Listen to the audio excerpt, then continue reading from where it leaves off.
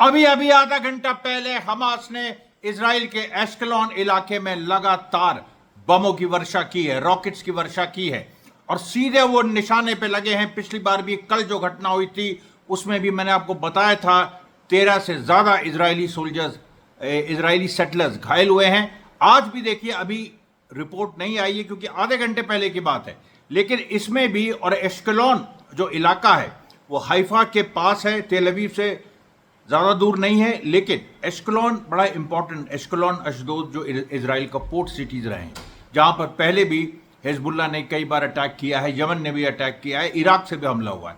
वहाँ पर हमास ने बिल्कुल टारगेटेड अटैक किया है और एक मिलिट्री डिपो में जाके सीधे उसके रॉकेट्स लगे हैं। सवाल यह है कि इजराइल ने जो ये राउंड शुरू की है फाइटिंग की, और उसके बारे में हमने आपको बताया कि इजराइल के बहुत सारे उसमें मकसद हैं। एक तो हमास को प्रेशराइज करना कि तुम तुरंत सारे होस्टेजेस रिलीज करो बिना कुछ खास मांगे, बिना लड़ाई रुकवाए, मतलब बिना लड़ाई रोके इजराइल वो भी पाले, होस्टेजेस भी लड़ाई भी ना रुके।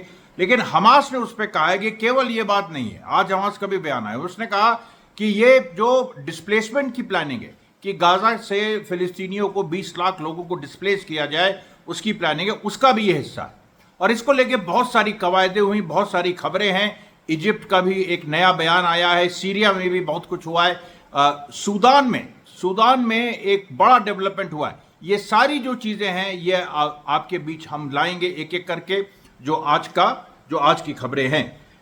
इसके पहले देखिए एक बात आपसे कहनी है कि एक तो मेरा ये वीडियो आप अंत तक देखिए, पहली बात। दूसरी बात, कुछ लोगों ने देखिए इस तरह के कमेंट्स करते हैं, हालांकि बहुत कम है इसलिए उनको ज़्यादा तवज्जो नहीं देना चाहिए, फिर भी मैं कह रहा हूँ, जो कहते हैं कि आप कहते हैं कि हमास ये कर रहा है वो कर रहा है। भाई देखो, मैंने हमारे पोस्ट पे ध्यान दो, जो यूट्यूब चैनल्स पे हम पोस्ट डाल रहे हैं उन पोस्ट पे हम अपने वेबसाइट का लिंक डाल रहे हैं जैसे, और उसमें वीडियोज़ है।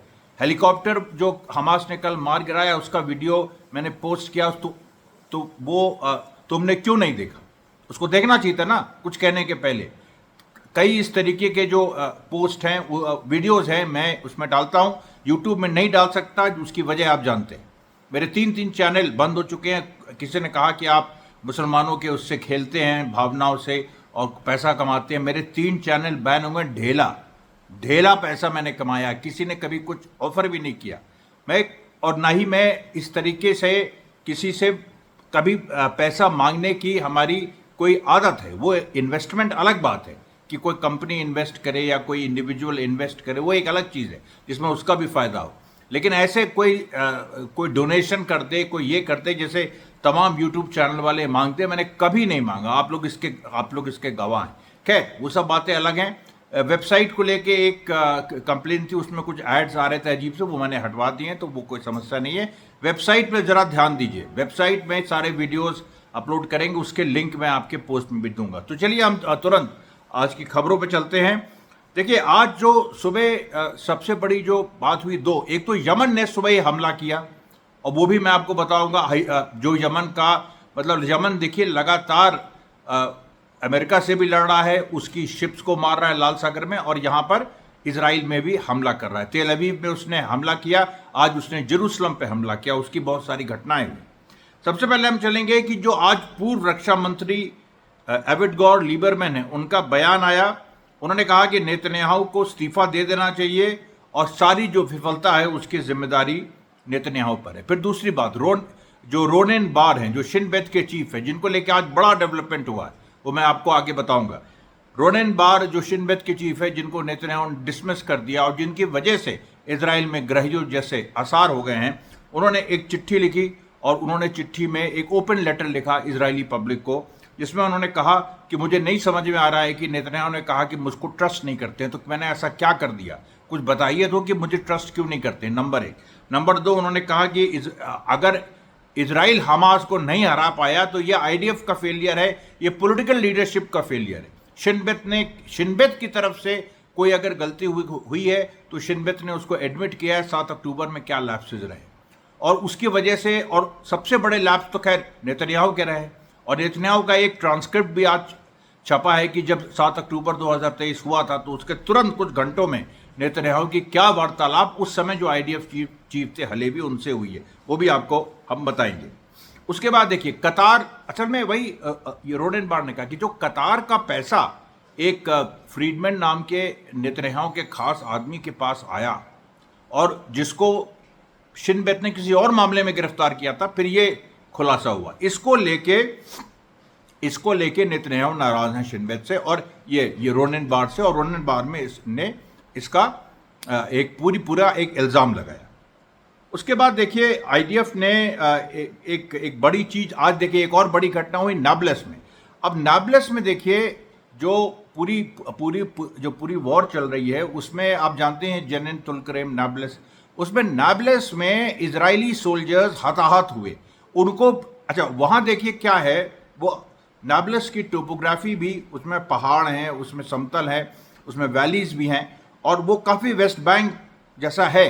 तो वहाँ पर जो हमास लड़ाई लड़ रहा है वो कुछ जैसे अभी तक जो नहीं था कि वहाँ पर क्योंकि एक कंट्री साइड है, कुछ जंगल भी हैं, तो उनको भी इस्तेमाल कर रहा है। तो वो एक जैसे ट्रेडिशनल गुरिल्ला वॉरफेयर होती है, जैसे वियतनाम वॉर हुई थी, और जैसा हमने आपसे कहा था कि हमास उस तरह की वियतनाम जैसी लड़ाई नहीं लड़ रहा है अभी, क्योंकि हमास के पास गाजा एक शहर जैसी स्थिति है, वेस्ट बैंक में भी सेटलमेंट्स हैं, लेकिन अब वो उस पे भी आ रहा है। आज जो हमला हुआ, आज जो नाब्लस में हमला हुआ, वहाँ पर हमास ने कम से कम 4 इजरायली सैनिकों को मारा। उसके बाद ये नहीं पता कि वो मृत है कि घायल है, क्योंकि इजरायली तुरंत बॉडीज ले गए। लेकिन उस इलाके में, और वो वीडियो मैंने पोस्ट किया है अपने चैनल amaresh.co पे, और उसका लिंक भी मैं आपको इसके डिस्क्रिप्शन में भी दे दूंगा, उस नाब्लस वाले वीडियो का। उसमें देखिए तो पूरे खून के छोटे छोटे तालाब बने हुए साफ दिख रहा है कि जहां से आईडीएफ उठा के ले गए अपने सोल्जर्स, वहां पर उस खून के छोटे छोटे तालाब बने हैं। और ये पूरा घात लगा के मारा है, और एक तरह से जो वहां की पहाड़ियां हैं, कुछ जंगल नुमा एरियाज हैं, वहां से निकल के हमास के फाइटर्स ने मारा है। इसलिए मैं कह रहा हूं वेस्ट बैंक की लड़ाई बड़ी लंबी चलेगी और हमास उसमें दूसरी तरह की तैयारी के साथ सामने आ रहा है। पूरा पैलेस्टीनियन रेजिस्टेंस दूसरी तरह की तैयारी के साथ सामने आ रहा है, जो इजराइल को बहुत भारी पड़ने वाला है। उसके बाद देखिए आज जो रमज़ान का शुक्रवार था, तो उसमें करीब 80,000 फिलिस्तीनियों ने तमाम बाधाओं को तोड़ते हुए, बहुत सारी बाधाएं थी, उन बाधाओं को तोड़ते हुए उन्होंने आज नमाज अदा की।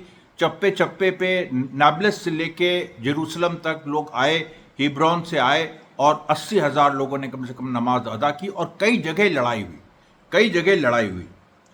उसमें भी आप देखिए तो जो एक बड़ी चीज़ हुई कि जो सुबह सुबह यमन ने जो हमला किया, उससे क्या हुआ कि कई जगह अफरा तफरी मच गई। तो जो जेरूसलम में कलंदिया चेक पॉइंट है, वहां भी अफरा तफरी मच गई, और उसका वीडियो भी मैंने डाला है और उसका भी आपको मैंने लिंक पोस्ट में दिया है। वहां पर आईडीएफ सोल्जर्स कलंदिया चेक पॉइंट से भागने लगे जैसे ही सायरन बजे, क्योंकि आज जो यमन ने मारा, तेल अवीव पे भी मारा, जेरूसलम पे भी मारा, पिछली बार भी यही किया था, जेरूसलम पे भी मारा था कल सुबह।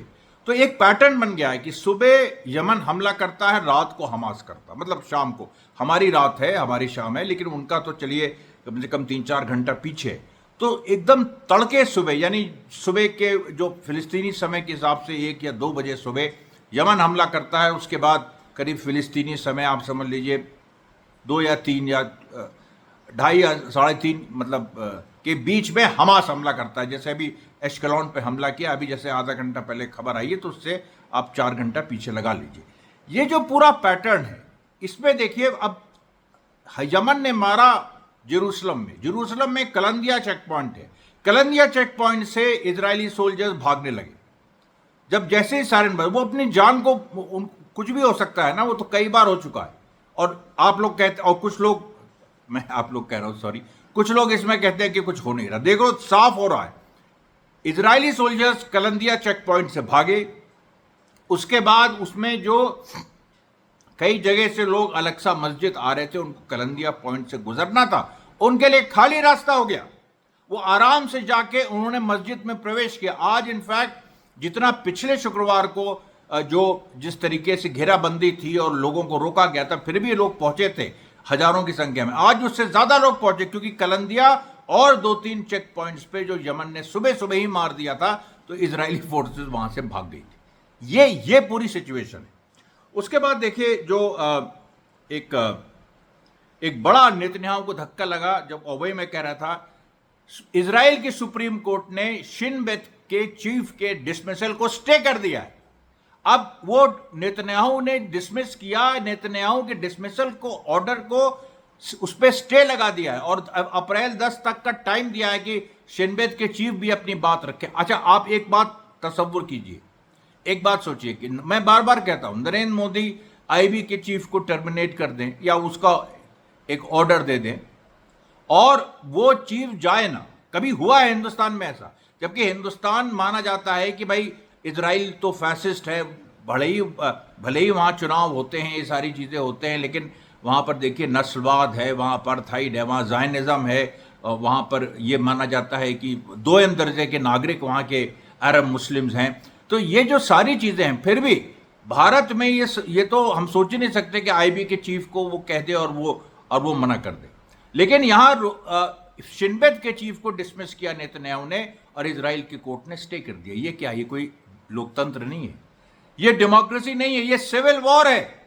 इजराइल के अंदर सिविल वॉर हो रही है और एक पूर्व जो सुप्रीम कोर्ट के चीफ जस्टिस रहे हैं इजराइल के, उन्होंने भी इस तरह का स्टेटमेंट दिया है कि इजराइल के सामने सबसे बड़ा खतरा हमास नहीं है, इजराइल के सामने सबसे बड़ा खतरा आंतरिक है, जो अंदर एक सिविल वॉर जैसी सिचुएशन बन रही है, जो इजराइल का एक्सट्रीम राइट विंग है, जो एक खास दिशा में इजराइल को ले जाना चाहता है। परमानेंट वॉर, हमेशा वॉर होती रहे, पूरा ग्रेटर इजराइल के लिए आप अपने सैनिकों को पता नहीं कहाँ कहाँ भेजते रहो। अभी तो सीरिया, लेबनान है, फिर सऊदी अरेबिया भी भेजो, ये भेजो। और दूसरा रास्ता है कि भाई जो अभी इजराइल है उसको बचा के रखो और हमास के साथ और फिलिस्तीनियों के साथ समझौता करो, कोई ना कोई राजनीतिक समझौता करो। फिलिस्तीनी राज की बात है तो वो भी दो। ये दूसरी लाइन है। इसके इन दो लाइंस के बीच देखिए स्ट्रगल है। और हर सोसाइटी में जब भी क्रांतियां हुई हैं तो ये स्ट्रगल रहा है। जब रूस में क्रांति हुई, लेनिन ने की, उस समय भी रूसी सोसाइटी पूरी तरह से बटी हुई थी राजशाही और कुछ उदारवादियों में। उसका फायदा पूरा रूसी क्रांतिकारियों ने उठाया। उसी तरीके से चाइना में भी बड़ा डिवीजन था, चांगकाई शेक और कुछ उदारवादियों में, उसका भी फायदा माओ से तुमने उठाया। और यहां भी इजराइल में देखिए एक डिवीजन है राइट विंग में और कुछ उदारवादियों में, जिसका फायदा पैलेस्टीनियन रेजिस्टेंस जो कि क्रांतिकारी ताकत है वो उठा रहा है। क्रांतिकारी ताकतों का मैं कई बार बता चुका हूं कि क्रांतिकारी फोर्सेस का जो नियम होता है, यानी जो जिस नियम के हिसाब से वो चलते हैं, जिस नियम के हिसाब से वो सत्ता हासिल करते हैं, जिस नियम के हिसाब से आगे बढ़ते हैं, वो अलग होता है आम लोगों के साथ। तो वो उसको समझने की कोशिश करिए। ये मैंने बार बार आपको बताया है कि जब भी कोई इस तरह की इंटरनल क्राइसिस आती है और बाहर एक रेवोल्यूशनरी फोर्स खड़ी है तो उसमें रेवोल्यूशनरी फोर्स को बेइंतहा फायदा होता है। इतिहास इसका साक्षी है और इस चीज़ को कोई नहीं रोक सकता है।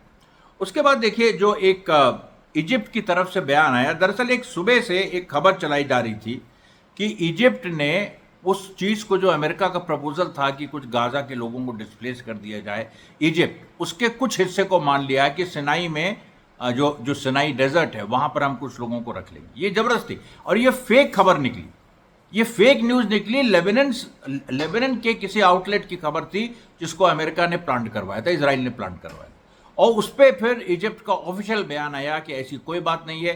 हमारा जो ओरिजिनल प्रपोजल है कि $59 बिलियन लगेंगे गाजा के रिकंस्ट्रक्शन में और सबको उसमें कंट्रीब्यूट करना चाहिए, वही हमारा प्रपोजल, और जिसमें ये बात भी निहित है, और जो अरब समिट में पास हुआ और जिसमें ये बात भी निहित है कि फिलिस्तीनियों का डिस्प्लेसमेंट नहीं होगा। और देखिए मैं इसकी बात, आज मैं पैलेस्टाइन की टी शर्ट पहने हूँ जो मैं मलेशिया से लाया। ये देखिए फिलिस्तीन का झंडा उस पर बना हुआ है। बेंगलोर में आज शायद ये पहला प्रसारण है जिसमें मैं ये टी शर्ट मैंने धारण की है। तो ये देखिए। अच्छा, उसके बाद जो पूरी एक स्थिति बनती है उसमें आज इजराइल ने देखिए बमबारी, अब ये इजराइल की तरफ से ऐसी खबरें आ रही थी, ऑफिशियल नहीं लेकिन कि अमेरिका इजराइल ने ये सोचा है कि हर दिन 1000 गाजा के लोगों को मारे। जब ये खबर आई तो मैंने कहा ऐसा हो नहीं सकता है, क्योंकि कोई भी ताकत जितनी भी क्रूर की ना हो, कितनी भी जालिम की ना हो, ये जो नेतन्याहू हमला कर रहा है, ये राजनीतिक, ये जो उसने गाजा पे हमला किया, ये अपने को, अपनी राजनीति को बचाने के लिए है। फिलिस्तीनियों को डिस्प्लेस करने का भी एक एजेंडा इसमें छुपा हुआ है, लेकिन वो छोटा एजेंडा है और उस तरीके से वो नहीं कर पाएगा। तो देखिए कल जो 2 दिन से बम्बार्डमेंट हो रहा है उसमें जो मारे गए 700 से ऊपर लोग, आज भी सुबह जो बम्बार्डमेंट हुआ उसमें करीब 10 फिलिस्तीनियों की जाने गई। शाम को भी जो हुआ उसमें भी 10 या 12 फिलिस्तीनी उसमें शहीद हुए। उसमें बच्चे और महिलाएं, सबसे चिंताजनक बात यही है कि बच्चों को टारगेट किया जा रहा है, जैसे एकदम आपा खो दिया ना, जैसे कोई सेडिस्ट हो जाता है। देखिए, पॉलिटिक्स सेडिज्म से नहीं चलती, चाहे जैसी हो। हिटलर से बड़ा सेडिस्ट कोई नहीं था, लेकिन हिटलर भी राजनीति जानता था कब क्या करना है। ऐसा नहीं था कि वो प्योर सेडिज्म पे चलता था। सेडिज्म उसका एक हिस्सा था, दूसरों को तकलीफ पहुंचाना, कमजोरों को तकलीफ पहुंचाना, महिलाओं और बच्चों को तकलीफ पहुंचाना, इसमें उसको मजा आता था। लेकिन वो जो राजनीतिक एक मतलब अपने ही कॉस्ट पे वो सब कुछ कर दे कि वो भी गिर जाए, ऐसा नहीं था। ये आखिरी दिनों में जब उसने रशिया में अटैक किया, उसका ब्लंडर साबित हुआ। लेकिन वो अटैक भी ऐसा नहीं था कि उसने ये इसलिए किया था कि वो एकदम एक कोई सेडिस्ट वजह से किया, उसकी राजनीतिक वजह थी। वो चाहता था कि जर्मनी के लोग वहां पर जाके बसें, रशिया इतना बड़ा देश है, पॉपुलेशन कम है, तो वहां जाके बसें। तो ये नेतन्याहू लेकिन प्योर सेडिज्म पे उतर आया, और प्योर सेडिज्म पे जो उतरता है वो सबसे ज्यादा हताश होता है, ये आप समझिए। इसमें ये जो जिस तरीके से, अच्छा इसमें देखिए एयरफोर्स के पायलट्स रिफ्यूज कर रहे हैं कि हम जहाज नहीं उड़ाएंगे। इसे यही वजह है कि जो एयर स्ट्राइक्स जिस तरीके लोग सोच रहे थे कि जैसे 2 दिन से हुई, आज हुई, नहीं हुई। वो कितनी इसमें एक बहुत बड़ा रीजन है। एक जो शिनबेट से लड़ाई चल रही है, दूसरा जो एक आर्मी में रेस्टलेसनेस है, ग्राउंड इन्वेजन नेत्जरिम कॉरिडोर का हो चुका है। आज एक हॉस्पिटल भी उन लोगों ने खाली पड़ा था, उसको उड़ा दिया। लेकिन उसको उड़ाने के बाद भी नेत्जरिम कॉरिडोर के वो पीछे आ रहे हैं, मतलब वहां पर टिक नहीं रहे हैं। जो एकदम बीचों बीच नेत्जरिम कॉरिडोर है, उसको अगर उसमें इजरायली फोर्स आ जाए पहले की तरह जैसे था खाली करने के पहले, तो इधर से तो उधर उत्तर गाजा में फिलिस्तीनी फंस जाएंगे। और इजराइल कैट्स जो डिफेंस मिनिस्टर, उसने ये बयान भी दिया था कल कि हम चाहते हैं कि नॉर्थ गाजा में फिर से फिलिस्तीनियों को हम फांस दें या उनको वहां से डिस्प्लेस करा दें, उनको हम ढकेल दें वहां से। लेकिन ऐसी स्थिति बन नहीं रही है। सेना उस तरीके से लड़ नहीं रही है। सेना अब जैसे एक डेटोनेशन का काम था, वो डेटोनेशन स्क्वाड ने किया, उसके बाद आर्मी वापस आ गई, और आर्मी वापस बॉर्डर पे आ गई। यानी जो बिल्कुल जो नेत्जरिम कॉरिडोर का जो टिप है जो इजराइल से लगा हुआ है, वहां पर आ गई।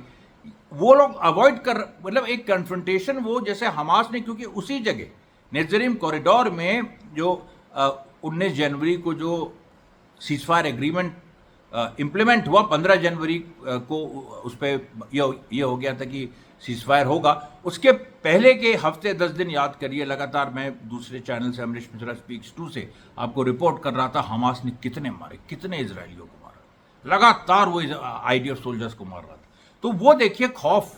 और यहां पर भी कुछ लोग कहते हैं कि अरे भाई, ये तो इजराइल में 15,000 इजरायली सोल्जर्स 7 अक्टूबर के बाद मारे जा चुके हैं या घायल है। ये बात तो इजराइल के जो नए चीफ ऑफ स्टाफ है याल जमीर, वो एडमिट कर चुके हैं।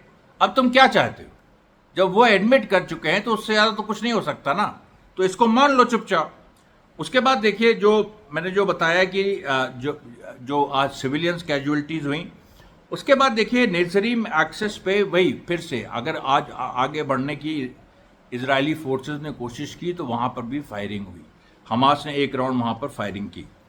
उसके बाद देखिए जो एक और खबर आई कि पैलेस्टीनियन अथॉरिटी जो अपने प्रिजन्स बनाए हुए, ये देखिए सबसे ज़्यादा अफसोसजनक बात है कि फिलिस्तीनी अथॉरिटी जो कि फिलिस्तीनी आंदोलन से निकली, वही जुल्म कर रही है फिलिस्तीनियों पर।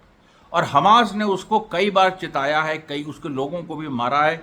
लेकिन ये महमूद अब्बास, ये इतना बुरा आदमी है, इसको लानत, मतलब इसको लानत भेजिए।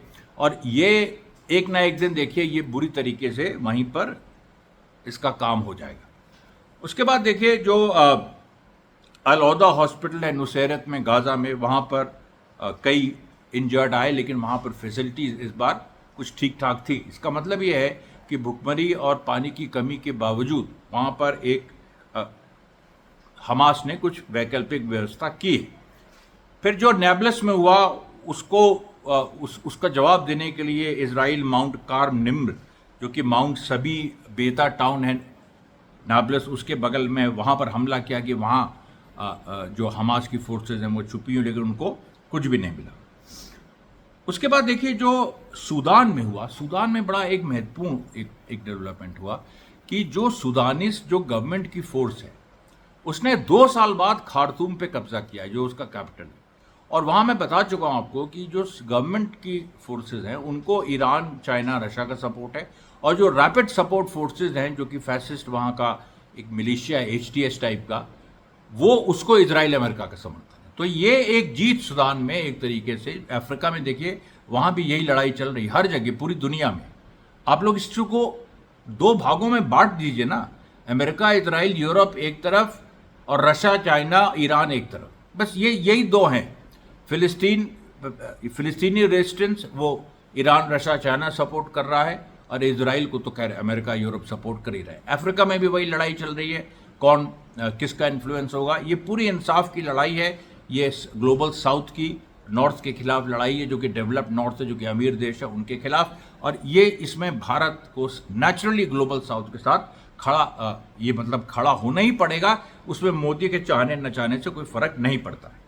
उसके बाद देखिए वो जो ट्रांसक्रिप्ट है जो मैं बता रहा था कि 7 अक्टूबर के 48 घंटे जैसे ही पूरे हुए तो जो कहा सुनी हर्जी हलेवी जो उस समय के चीफ थे और नेतन्याहू के बीच हुई, उसमें हलेवी ने कहा कि हम लोगों ने जब जैसे पहले 48 घंटे में 7 अक्टूबर के बाद हलेवी ने कहा कि हमने करीब 1500 टारगेट गाजा में बॉम्ब कर दिए। तो नेतन्याहू चिल्लाया, उसने कहा कि 1500, 5000 क्यों नहीं। तो हलेवी ने कहा कि हमारे पास 5000 का अप्रूवल नहीं है, ना हमारे पास जानकारी है, केवल 1500 के हमारे पास जानकारी थी, वो हमने बॉम्ब की। नेतन्याहू ने कहा I don't care about targets, destroy homes, bomb everything in Gaza. ये मुंह पे मार रहा चाहिए यूएनओ के, यूरोपियन यूनियन के चीफ्स पे, अमेरिका के चीफ्स पे। ये जो पूरा स्टेटमेंट आया है कि बॉम्ब एवरीथिंग इन गाजा। अच्छा, अब तो खैर चीज़ें खुल के सामने आ गई, क्योंकि ये जो दूसरा हमला हुआ है ये पूरी दुनिया के सामने बिल्कुल नंगा हो गया है ये नेतन्याहू। अमेरिका भी नंगा हो गया है, ट्रंप की सारी पोल खुल गई है। ट्रंप जो सोच रहा था कि मैन ऑफ पीस मैं बनूंगा, वो मैन ऑफ वॉर बन गया है। अब इसको लेके अंदर उसके मंथन चल रहा है, उसके अंदर वहाँ संघर्ष चल रहा है। हमेशा याद रखिए, बात ट्रंप के प्रति सॉफ्ट या हार्ड होने की नहीं है, बात यह है कि राजनीति लगातार एक सक्रिय, एक उसमें लगातार बदलाव होता है। वो बड़ी एक सक्रिय एक एंटिटी कह लीजिए उसको, या एक ऐसी प्रोसेस है समाज की राजनीति जिसमें लगातार सबसे ज़्यादा तेज़ी से बदलाव होता रहता है, हर दिन के हिसाब से बदलाव होता है। उसको ही जो पकड़ के सामने ले आए वही देखिए आने वाले दिनों का नेता होता है।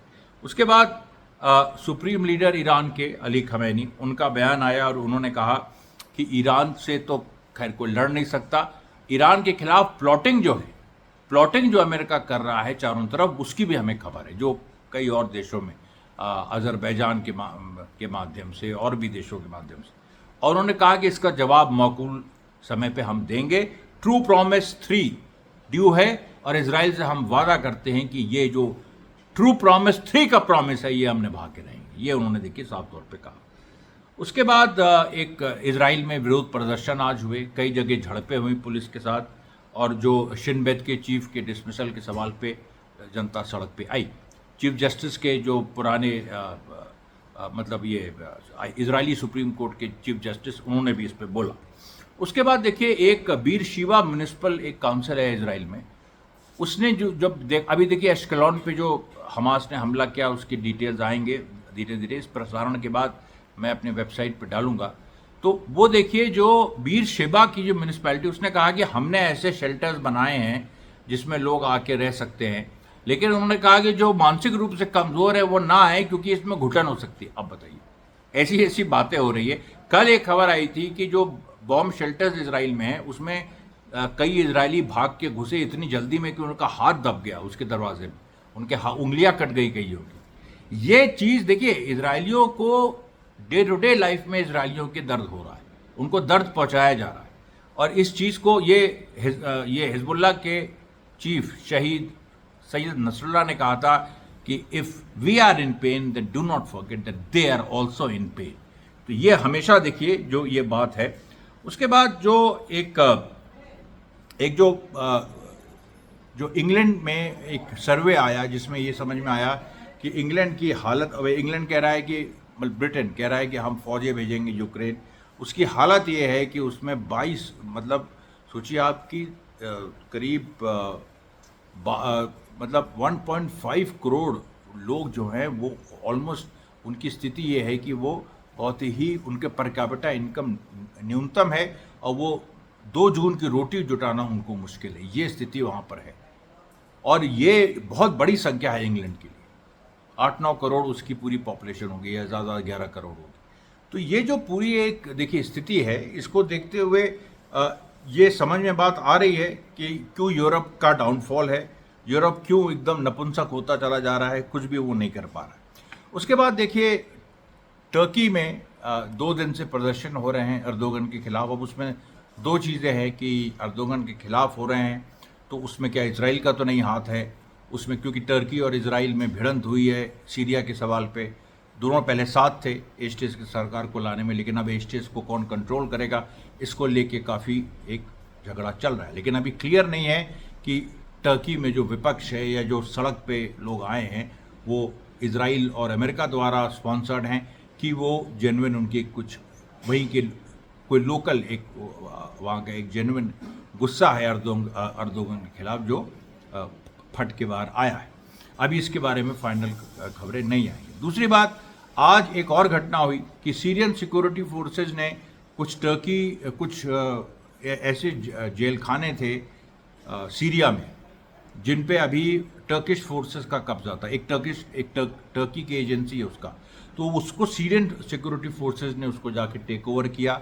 अब एचटीएस देखिए, एचटीएस इजराइल का साथ देगी कि टर्की का साथ देगी, ये भी एक बहुत बड़ा सवाल है। सीरियन रेजिस्टेंस एक अलग फैक्टर है वहाँ, और उसमें भी जो एक सीरियन रेजिस्टेंस जो कि असद की फोर्सेस का है और एक सीरियन रेजिस्टेंस जो हमास और पैलेस्टीन इस्लामिक जिहाद का है, और वो लोग मिल के इस चीज़ को कोऑर्डिनेशन भी आपस में है उन दोनों के। फिर जो लेबनीज शिया क्लैंस हैं जो बिल्कुल सीरियन बॉर्डर पे, वो एक अलग फैक्टर है।